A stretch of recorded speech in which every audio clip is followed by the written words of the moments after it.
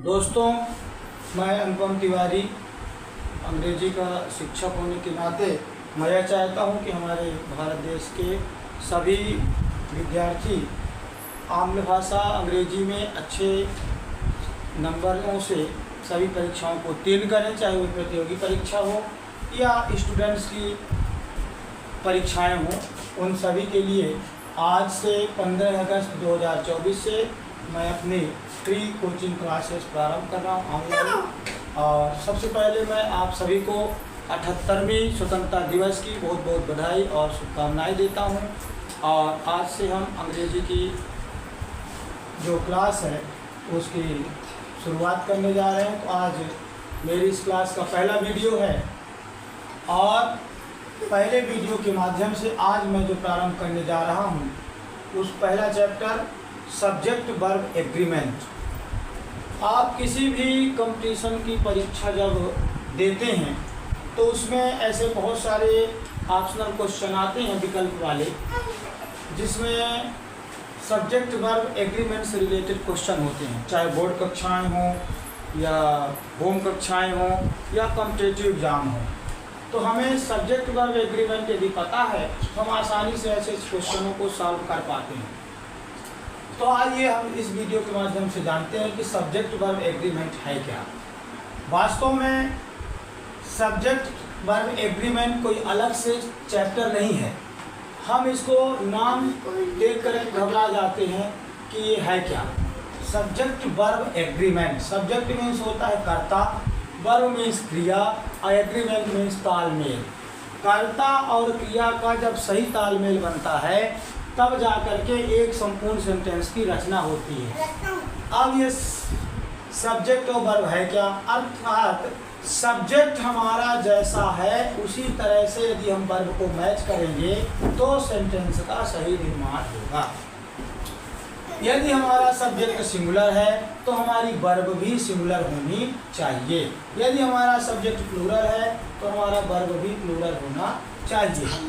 तो हमें सबसे पहले यह जानना होगा कि कौन कौन सी वर्ब सिंगुलर होती है और कौन सा सब्जेक्ट सिंगुलर होता है, इसकी पहचान हमें आनी चाहिए। तो यहाँ पर आप देखेंगे, मैं आपके लिए पहले से ही यहाँ पर बोर्ड में इसको लिख रखा था बताने के लिए। सिंगुलर सब्जेक्ट आई, शुरुआत करते हैं हम यहाँ से बताने के लिए। तो सिंगुलर सब्जेक्ट में सबसे पहले आपके सामने यहाँ पर लिखा आई, फिर यू, ही, सी, इट। इसके बाद कोई भी नेम हो सकते हैं, नेम मेरा, Mohan, Shyam, Sita, etc। The boy, the girl, ये हमारे सिंगुलर सब्जेक्ट हैं।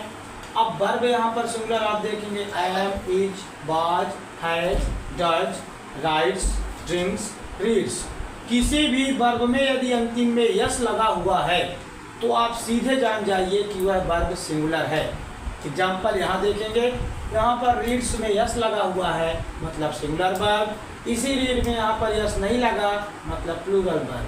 पहचान, किसी वर्ब में यदि यस लगा है तो सिंगुलर है, यस नहीं लगा तो प्लूरल है।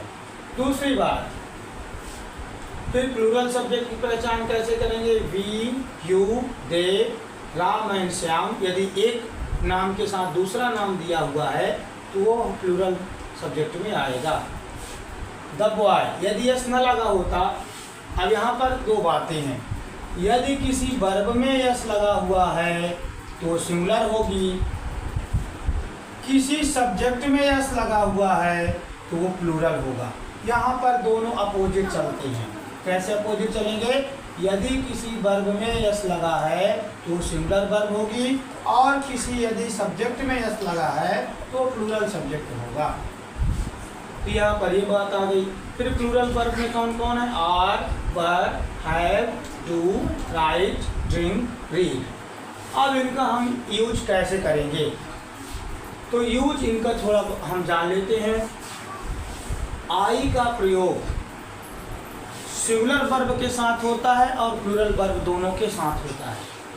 आई दोनों के साथ कॉमन रूप से यूज होती है, सिंगुलर वर्ब के साथ भी यूज हो सकती है और प्लूरल वर्ब के साथ भी यूज हो सकती है। एग्जाम्पल यहाँ पर देखेंगे, आई एम क्या है, सिंगुलर वर्ब, आई एम के साथ यूज होती है। यहाँ पर हैव क्या है, प्लूरल वर्ब, तो आई हैव के साथ भी यूज होती है। एग्जाम्पल के रूप में ले लीजिए, आई एम अ टीचर, यहाँ पर सिंगुलर वर्ब के साथ यूज हो गई। मेरे पास एक पेन है, आई हैव अ पेन, यहाँ पर प्लूरल वर्ब के साथ यूज हो गई, ये आई का प्रयोग हो गया। यू सिंगुलर वर्ब भी है, प्लूरल वर्ब भी है, ये दोनों रूप में कॉमन रूप से यूज होता है।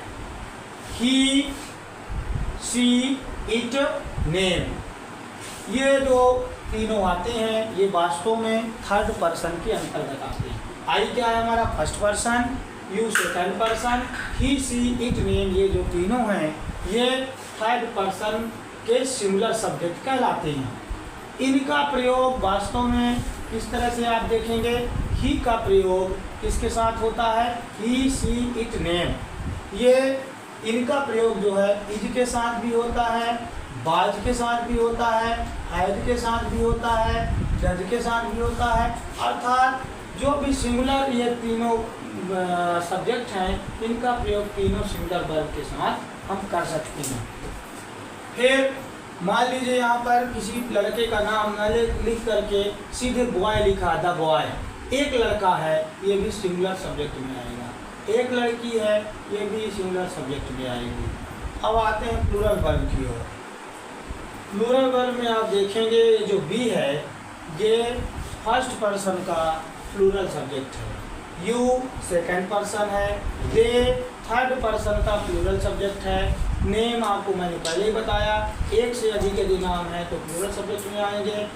यहाँ पर एक बॉय की बात नहीं हो रही, बहुत सारे बॉय की बात हो रही थी, ये हमारा प्लूरल सब्जेक्ट हुआ। यहाँ पर मैंने आपको बताया था यदि किसी वर्ब में यस लगा है तो ये क्या हो जाएंगे सिंगुलर, और यस नहीं लगा तो यहाँ पर एक प्लूरल वर्ब हो जाएगा। तो इस तरह से सब्जेक्ट वर्ब जो एग्रीमेंट है ये हम यहाँ पर एक छोटा सा उदाहरण लिख करके और समझने की कोशिश करेंगे। जैसे यहाँ पर आप देखेंगे I am a teacher, I am a teacher, यहाँ पर आप देखेंगे एम जो है सिंगुलर वर्ब है और आई यहाँ पर सिंगुलर सब्जेक्ट है। और भी आप इन जितने मैंने आपको प्लूरल सब्जेक्ट और सिंगुलर सब्जेक्ट बताया और ये प्लूरल और सिंगुलर वर्ब बताया, इनको जोड़ करके आप बहुत सारे एग्जाम्पल बना सकते हैं। तो कुल मिलाकर मेरा ये कहना है यदि आप सब्जेक्ट वर्ब एग्रीमेंट को अच्छी तरह से जान लेंगे तो आपके हर कक्षाओं में 1 या 2 नंबर या 3-4 नंबर के जो ऑब्जेक्टिव क्वेश्चन आते हैं डू एज डायरेक्टेड में, फिल इन द ब्लैंक्स में, उसकी अच्छी तैयारी कर सकते हैं। आपको यदि ये वीडियो अच्छा लगा हो तो आप मुझे बताएंगे कि और इसमें मैं क्या सुधार कर सकता हूँ, और आप लोगों को मैं लगातार इस तरह की अच्छी और ज्ञानवर्धक परीक्षा उपयोगी बातें लगातार बताने की कोशिश करूँगा। बहुत बहुत धन्यवाद।